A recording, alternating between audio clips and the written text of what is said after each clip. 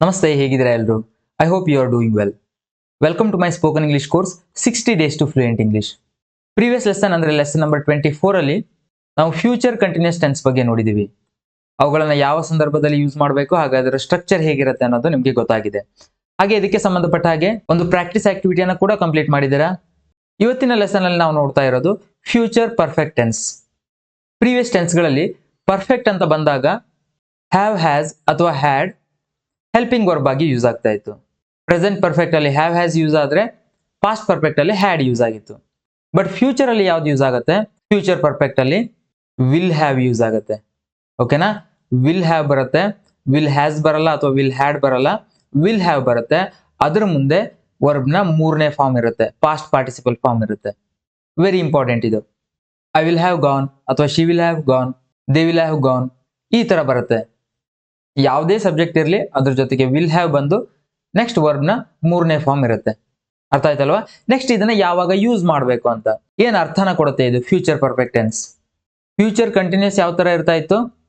ಫ್ಯೂಚರ್ನ ಯಾವುದೋ ಒಂದು ಟೈಮ್ ಅನ್ನ ಮೆನ್ಷನ್ ಮಾಡಿ ಆ ಟೈಮ್ಗೆ ನಾನು ಈ ತರ ಮಾಡ್ತಾ ಇರ್ತೀನಿ, ನಾಳೆ ಸಂಜೆ 7 ಗಂಟೆಗೆ ನಾನು ಟಿವಿ ನೋಡ್ತಾ ಇರ್ತೀನಿ, ಈ ತರ ಹೇಳ್ತಿದ್ವಿ ಫ್ಯೂಚರ್ ಕಂಟಿನ್ಯೂಸ್ ಅಲ್ಲಿ.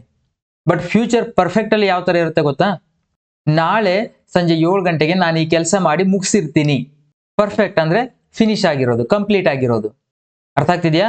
ನಾನು ನಾಳೆ 7 ಗಂಟೆಗೆ ಟಿವಿ ನೋಡ್ತಾ ಇರ್ತೀನಿ ಅನ್ನೋದು ಫ್ಯೂಚರ್ ಕಂಟಿನ್ಯೂಸ್.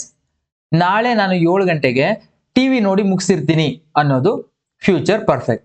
ಅರ್ಥ ಆಯ್ತಾ ಡಿಫ್ರೆನ್ಸ್? ಈ ಡಿಫ್ರೆನ್ಸ್ ಅರ್ಥ ಆದ್ರೆ ನಿಮ್ಗೆ ನೆಕ್ಸ್ಟ್ ಈಸಿ ಆಗುತ್ತೆ ಅರ್ಥ ಮಾಡ್ಕೊಳ್ಳೋಕೆ. ಯಾವ್ಯಾವ ಸಂದರ್ಭಗಳಲ್ಲಿ ಯೂಸ್ ಮಾಡ್ತೀವಿ ಅಂತ ನೋಡೋದಾದ್ರೆ, action completed before a specific time in the future. ಉದಾಹರಣೆಗೆ, by the end of this month I will have saved enough money for a new phone. ಈ ತಿಂಗಳು ಮುಗಿಯೋಷ್ಟರಲ್ಲಿ, ಅಂದ್ರೆ ಫ್ಯೂಚರ್ ಅಲ್ಲಿ ಒಂದು ಟೈಮ್ ಅನ್ನ ರೆಫರ್ ಮಾಡ್ತಾ ಇದ್ದೀರಾ. ಈ ತಿಂಗಳು ಮುಗಿಯೋಷ್ಟರಲ್ಲಿ ನಾನೊಂದು ಹೊಸ ಫೋನ್ಗೆ ಬೇಕಾಗುವಷ್ಟು ಹಣವನ್ನ ಸೇವ್ ಮಾಡಿರ್ತೀನಿ. ಅರ್ಥ ಆಯ್ತಾ? ಹಣವನ್ನ ಸೇವ್ ಮಾಡೋದು ಒಂದು ಆಕ್ಷನ್, ಆ ಆಕ್ಷನ್ ನಾನು ಮುಗಿಸಿರ್ತೀನಿ. ಸೊ ಇಂಥವುಗಳನ್ನ ಹೇಳುವಾಗ ಫ್ಯೂಚರ್ ಪರ್ಫೆಕ್ಟ್ ಟೆನ್ಸ್ ಯೂಸ್ ಆಗುತ್ತೆ. ಇನ್ನೊಂದು ನೋಡಿ, you will have left for the airport by 5 PM. 5 ಗಂಟೆ ಅಷ್ಟರಲ್ಲಿ ಅವನು ಏರ್ಪೋರ್ಟ್ಗೆ ಹೊರಟೋಗಿರ್ತಾನೆ. ಇನ್ನ 5 ಗಂಟೆ ಆಗಿಲ್ಲ, ಅದು ಫ್ಯೂಚರ್ ಅಲ್ಲಿ ಬರೋದು. ಅಂದ್ರೆ ಇವತ್ತಿನ ಸಂಜೆ 5 ಗಂಟೆ ಅಂತ ಅನ್ಕೊಳ್ಳಿ, ನಾನು ಬೆಳಿಗ್ಗೆ ಹೇಳ್ತಿರೋದು. 5 ಗಂಟೆ ಅಷ್ಟರಲ್ಲಿ ಅವನು ಏರ್ಪೋರ್ಟ್ಗೆ ಹೊರಟೋಗಿರ್ತಾನೆ ಅಂದ್ರೆ ಆ ಆಕ್ಷನ್ ಕಂಪ್ಲೀಟ್ ಆಗಿರುತ್ತೆ. ಯಾವಾಗ? 5 ಗಂಟೆ ಅಷ್ಟರಲ್ಲಿ. ಸೊ ಒಂದು ಟೈಮ್ ಅನ್ನ ಮೆನ್ಷನ್ ಮಾಡ್ತಾ ಇದೀವಿ, ಅಷ್ಟರೊಳಗಡೆ ಒಂದು ಆಕ್ಷನ್ ಮುಗ್ದೋಗಿರುತ್ತೆ, ಕಂಪ್ಲೀಟ್ ಆಗಿರುತ್ತೆ ಅಂತ ಹೇಳ್ತಿದೀವಿ. ಅರ್ಥ ಆಗ್ತಿದೆ ಅಲ್ವಾ? ನೆಕ್ಸ್ಟ್ ಒಂದು ನೋಡಿ, predicting completion of future actions. ಒಂದು ಆಕ್ಷನ್ ಸರ್ಟೆನ್ ಟೈಮ್ ಅಲ್ಲಿ ಮುಗ್ದೋಗಿರುತ್ತೆ ಅಂತ ಪ್ರೆಡಿಕ್ಟ್ ಮಾಡೋದು. They will have reached the station before it starts raining. ಮಳೆ ಸ್ಟಾರ್ಟ್ ಆಗೋದಕ್ಕೆ ಮೊದಲೇ ಅವರು ಸ್ಟೇಷನ್ ರೀಚ್ ಆಗಿರ್ತಾರೆ. The train will have departed by the time we arrive. ನಾವು ಬರೋಷ್ಟರಲ್ಲಿ ಟ್ರೈನ್ ಹೊರಟೋಗಿರುತ್ತೆ. ಸೊ ಫ್ಯೂಚರ್ ಅಲ್ಲಿ ಒಂದು ಆಕ್ಷನ್ ಕಂಪ್ಲೀಟ್ ಆಗೋಗಿರುತ್ತೆ ಅಂತ ಹೇಳುವಾಗ ಇದು ಯೂಸ್ ಆಗುತ್ತೆ. ಅರ್ಥ ಆಯ್ತಲ್ವಾ? ಇಲ್ಲೆಲ್ಲ ನೋಡ್ಬೋದು ನೀವು, ವಿಲ್ ಹ್ಯಾವ್ ಬಂದಿದೆ, ಅದರ ನಂತರ V3 ವರ್ಬ್ ನ ಮೂರನೇ form, past participle form use ಆಗಿದೆ.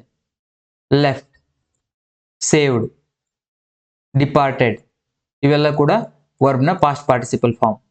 ಸೊ ಸ್ಟ್ರಕ್ಚರ್ ನ ನೋಡೋದಾದ್ರೆ, ಅಫರ್ಮೇಟಿವ್ ಸೆಂಟೆನ್ಸ್ ಅಲ್ಲಿ ಮೊದಲಿಗೆ ಸಬ್ಜೆಕ್ಟ್ ಬರುತ್ತೆ, ಅದಾದ್ಮೇಲೆ ವಿಲ್ ಹ್ಯಾವ್, ಪಾಸ್ಟ್ ಪಾರ್ಟಿಸಿಪಲ್ ಅಂದ್ರೆ V3, next object. I will have finish the project by next week. Next week ಅಷ್ಟರಲ್ಲಿ ನಾನು ಪ್ರಾಜೆಕ್ಟ್ ಅನ್ನ ಮುಗಿಸಿರ್ತೀನಿ. ನೆಗೆಟಿವ್ ಸೆಂಟೆನ್ಸ್ ಯಾವ ತರ ಇರುತ್ತೆ? Subject will not have, will have not ಅಲ್ಲ, will not have or won't have. Next past participle, ಅದಾದ್ಮೇಲೆ object. She won't have arrived by 10 PM. 10 ಗಂಟೆ ಅಷ್ಟರಲ್ಲಿ ಅವಳು ಬಂದಿರಲ್ಲ. ಬಂದಿರ್ತಾಳೆ ಅನ್ನೋದು ಪಾಸಿಟಿವ್ ಸೆಂಟೆನ್ಸ್, ಬಂದಿರಲ್ಲ ಅನ್ನೋದು ನೆಗೆಟಿವ್ ಸೆಂಟೆನ್ಸ್. ಇಂಟರೋಗೇಟಿವ್ ಸೆಂಟೆನ್ಸ್ ಅಲ್ಲಿ ಕ್ವಶನ್ ಮಾಡುವಾಗ ವಿಲ್ ಫಸ್ಟ್ ಬರುತ್ತೆ, ಅದಾದ್ಮೇಲೆ subject, have, past participle and object. Will they have completed their homework by then? ಅಷ್ಟರಲ್ಲಿ ಅವರು ಹೋಮ್ವರ್ಕ್ ಅನ್ನ ಕಂಪ್ಲೀಟ್ ಮಾಡಿರ್ತಾರ?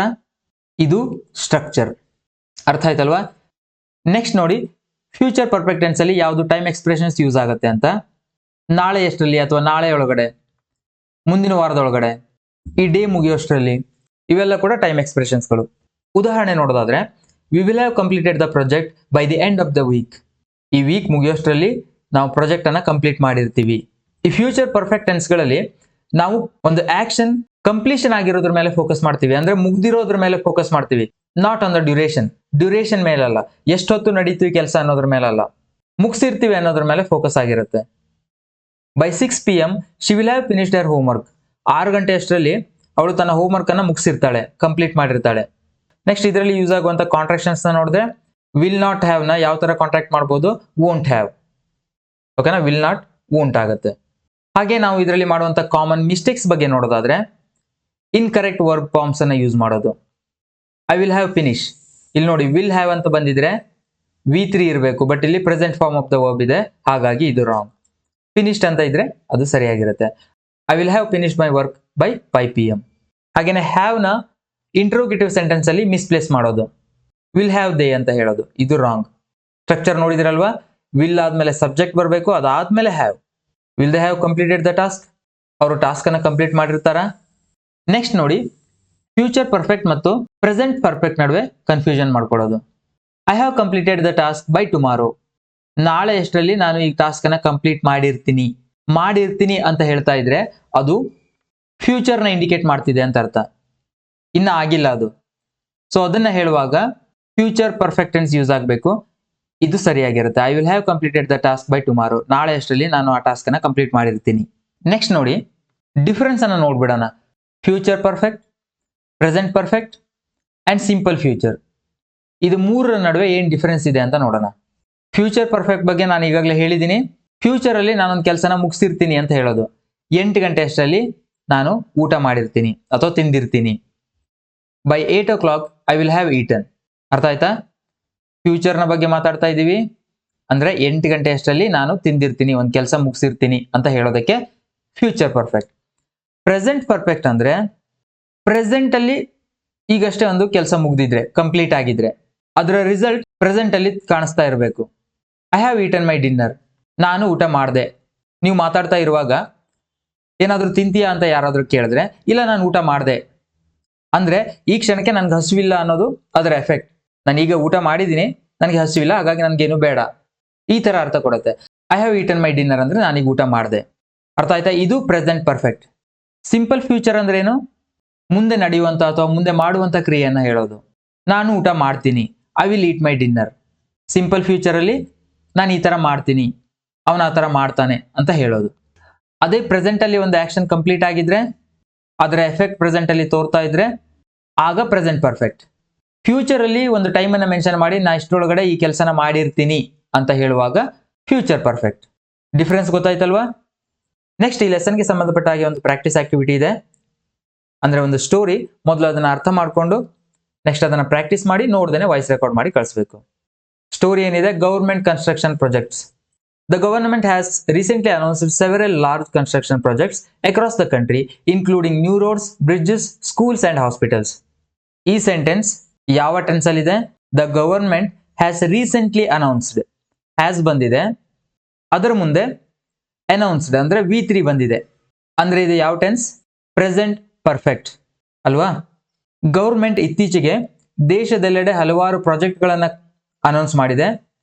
ಇನ್ಕ್ಲೂಡಿಂಗ್ ನ್ಯೂ ರೋಡ್ಸ್, ಹೊಸ ರಸ್ತೆಗಳನ್ನ ಮಾಡೋದಿರ್ಬೋದು, ಬ್ರಿಡ್ಜಸ್ ಅನ್ನ ಮಾಡೋದಿರ್ಬೋದು, ಸ್ಕೂಲ್ಗಳನ್ನ ಮಾಡೋದಿರ್ಬೋದು, ಅಥವಾ ಹಾಸ್ಪಿಟಲ್ಗಳನ್ನ ಕಟ್ಟೋದಿರ್ಬೋದು.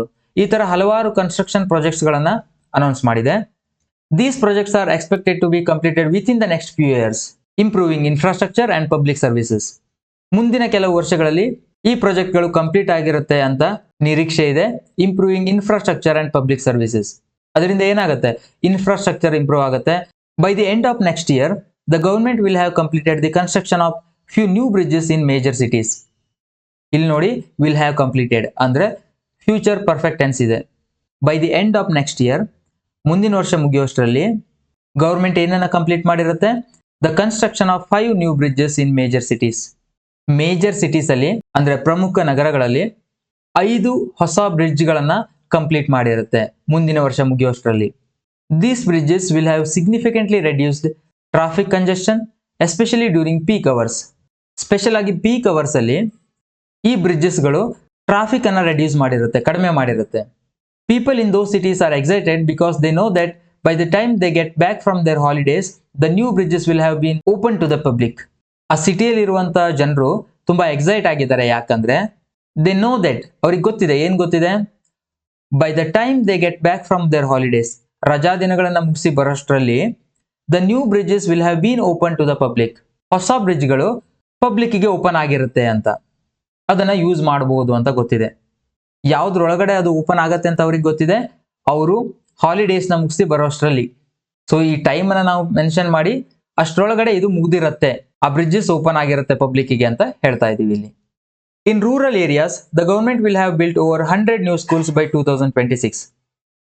ಗ್ರಾಮೀಣ ಪ್ರದೇಶಗಳಲ್ಲಿ 2026ರ ಹೊತ್ತಿಗೆ 100 ಹೊಸ ಶಾಲೆಗಳನ್ನ ಕಟ್ಟಿರುತ್ತೆ.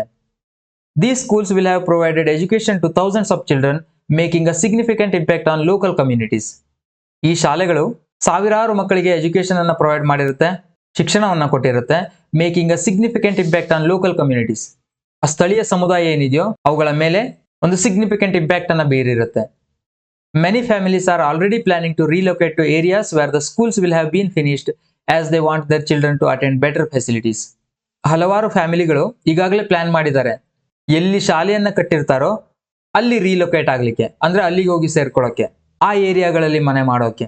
As they want their children to attend better facilities, ಅವರ ಮಕ್ಕಳಿಗೆ ಒಳ್ಳೆಯ ಫೆಸಿಲಿಟಿ ಸಿಗಬೇಕು ಅಂತ.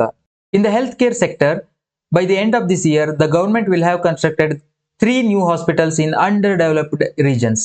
ಹೆಲ್ತ್ ಕೇರ್ ಸೆಕ್ಟರ್ ಅಲ್ಲಿ ನೋಡೋದಾದ್ರೆ, ಆರೋಗ್ಯಕ್ಕೆ ಸಂಬಂಧಿಸಿದ ಕ್ಷೇತ್ರಗಳಲ್ಲಿ ನೋಡೋದಾದ್ರೆ, ಈ ವರ್ಷ ಮುಗಿಯೋಷ್ಟರಲ್ಲಿ ಗವರ್ಮೆಂಟ್ 3 ಹೊಸ ಹಾಸ್ಪಿಟಲ್ಗಳನ್ನ ಕಟ್ಟಿರುತ್ತೆ. ಯಾವ ರೀಜನ್ ಅಲ್ಲಿ? ಅಂಡರ್ ಡೆವಲಪ್ಡ್ ರೀಜನ್ಸ್ ಅಲ್ಲಿ, ಅಂದ್ರೆ ಅಭಿವೃದ್ಧಿ ಕಾಣದೇ ಇರುವಂತಹ ಪ್ರದೇಶಗಳಲ್ಲಿ. These hospitals will have improved access to medical care for millions of people. ಈ ಹೊಸ ಆಸ್ಪತ್ರೆಗಳು ಸಾವಿರಾರು ಜನರಿಗೆ ವೈದ್ಯಕೀಯ ಸೌಲಭ್ಯಗಳನ್ನು ಪಡ್ಕೊಳ್ಳಿಕ್ಕೆ ಹೆಲ್ಪ್ ಮಾಡ್ತಾ ಇರುತ್ತೆ. Doctors and nurses are eager to start working in these facilities, knowing that by the time they begin their jobs, the hospitals will have been fully equipped with the latest technology. ವೈದ್ಯರು ಮತ್ತೆ ನರ್ಸ್ಗಳು ತುಂಬಾ ಕುತೂಹಲದಿಂದ ಕಾಯ್ತಾ ಇದ್ದಾರೆ ಈ ಫೆಸಿಲಿಟಿಯಲ್ಲಿ work ಮಾಡೋದಕ್ಕೆ. Knowing that by the time they begin their jobs, ಅವರು ತಮ್ಮ ಕೆಲಸವನ್ನ ಸ್ಟಾರ್ಟ್ ಮಾಡೋ ಟೈಮಲ್ಲಿ the hospitals will have been fully equipped with the latest technology. ಇತ್ತೀಚಿನ ಟೆಕ್ನಾಲಜಿ ಏನಿದೆಯೋ ಅದೆಲ್ಲವೂ ಕೂಡ ಈ ಹಾಸ್ಪಿಟಲ್ ಒಳಗೊಂಡಿರುತ್ತೆ ಅನ್ನೋದು ಅವರಿಗೆ ಗೊತ್ತಿದೆ. ಹಾಗಾಗಿ ಅವರು ಈ ಫೆಸಿಲಿಟಿಯಲ್ಲಿ ವರ್ಕ್ ಮಾಡೋದಕ್ಕೆ ಕುತೂಹಲದಿಂದ ಕಾಯ್ತಾ ಇದ್ದಾರೆ. ಶಾಲೆ ಬಗ್ಗೆ ಆಯಿತು, ಹೆಲ್ತ್ ಕೇರ್ ಸೆಕ್ಟರ್ ಅಂದ್ರೆ ಹಾಸ್ಪಿಟಲ್ ಬಗ್ಗೆ ಆಯಿತು. Next, the construction of new highways has also been a major focus. ಹೊಸ ಹೈವೇಗಳನ್ನು ಕನ್ಸ್ಟ್ರಕ್ಟ್ ಮಾಡೋದ್ರ ಬಗ್ಗೆನೂ ಕೂಡ ಮೇಜರ್ ಫೋಕಸ್ ಇದೆ. By the end of 2025, the government will have completed 500 kilometres of highways across the country. 2025 ಮುಗಿಯೋಷ್ಟರಲ್ಲಿ ದೇಶದೆಲ್ಲೆಡೆ 500 ಕಿಲೋಮೀಟರ್ಗಳ ಹೈವೇ ಕಂಪ್ಲೀಟ್ ಆಗಿರುತ್ತೆ.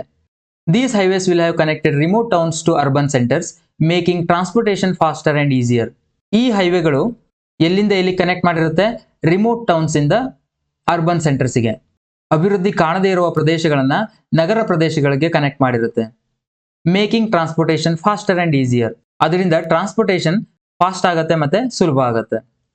However, some delays are expected and the government is working hard to ensure that by the time these issues are resolved, the highways will have been built without compromising quality. ಆದಾಗ್ಯೂ ಕೂಡ government projects ಅಂದ್ರೆ delay ಆಗೋದಕ್ಕೆ ಸಾಮಾನ್ಯ ಅಲ್ವಾ? ಆ delay ಆಗುವಂತ expectation ಇದ್ರೂ ಕೂಡ ಗವರ್ಮೆಂಟ್ ಹಾರ್ಡ್ ವರ್ಕ್ ಅನ್ನ ಮಾಡ್ತಾ ಇದೆ. ಹೇಗೆ?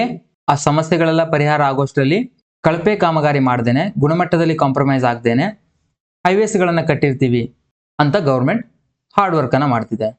ಸೊ ಸ್ವಲ್ಪ ಕಾಂಪ್ಲಿಕೇಟೆಡ್ ಅಂತ ಅನ್ಸ್ಬೋದು. ಸೊ ಇಲ್ಲೆಲ್ಲ ನೀವು ಅಬ್ಸರ್ವ್ ಮಾಡಿದ್ರೆ ಗೊತ್ತಾಗುತ್ತೆ, 2026ರಷ್ಟರಲ್ಲಿ ಅಥವಾ ಒಂದು ನಿರ್ದಿಷ್ಟ ಸಮಯವನ್ನು ಮೆನ್ಷನ್ ಮಾಡಿ ಫ್ಯೂಚರಲ್ಲಿ ಅಷ್ಟರೊಳಗಡೆ ಈ ಕೆಲಸವನ್ನ ಮಾಡಿರ್ತೀವಿ, ಕಂಪ್ಲೀಟ್ ಆಗಿರುತ್ತೆ ಅಂತ ಹೇಳೋದು. ಅದಕ್ಕೆ ಯೂಸ್ ಆಗೋದು ಈ ಫ್ಯೂಚರ್ ಪರ್ಫೆಕ್ಟ್ ಟೆನ್ಸ್. ಅರ್ಥ ಆಯ್ತಲ್ವಾ? ಸೊ ನಿಮಗೆ ಕಷ್ಟ ಅಂತ ಅನ್ಸಿದ್ರೆ ಒಂದೊಂದೇ ಪ್ಯಾರಾಗ್ರಾಫ್ನ ಪ್ರಾಕ್ಟೀಸ್ ಮಾಡಿ ನೋಡ್ದೇನೆ ವಾಯ್ಸ್ ರೆಕಾರ್ಡ್ ಮಾಡಿ ಕಳಿಸಿ. ಟೆನ್ಸ್ಗಳಲ್ಲಿ ಇನ್ನೊಂದು ಉಳಿದಿದೆ, ಫ್ಯೂಚರ್ ಪರ್ಫೆಕ್ಟ್ ಕಂಟಿನ್ಯೂಸ್ ಟೆನ್ಸ್. ಅದನ್ನು ನಾವು ಲೆಸನ್ ನಂಬರ್ 26 ಅಲ್ಲಿ ನೋಡೋಣ ಅಂತ ಹೇಳ್ತಾ ನೆಕ್ಸ್ಟ್ ಲೆಸನ್ ಅಲ್ಲಿ ಮತ್ತೆ ಭೇಟಿಯಾಗೋಣ. Thank you.